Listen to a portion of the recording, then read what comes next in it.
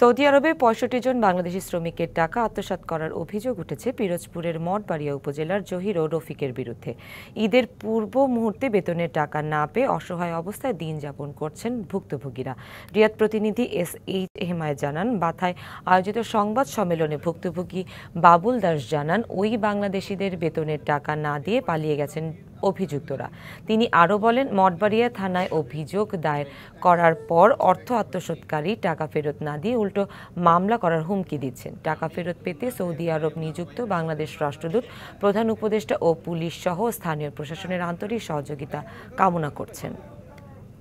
যারা এই টাকাগুলো নিয়ে পালিয়ে যায় তাদেরকে দৃষ্টান্ত সাজা পাওয়া দরকার এবং যাতে বাবুল দাস টাকাগুলো পাইতে পারে তার বিরুদ্ধে আমি বাংলাদেশ সরকারের উপদেষ্টা প্লাস স্বরাষ্ট্র মন্ত্রণালয় এবং বাংলাদেশ রাষ্ট্রদূত অফিসের প্রতি আমি দৃষ্টি আকর্ষণ করছি। যে ঘটনাকে সে উল্লেখ করেছে সেই ঘটনা সত্যিকারে 100% সত্য।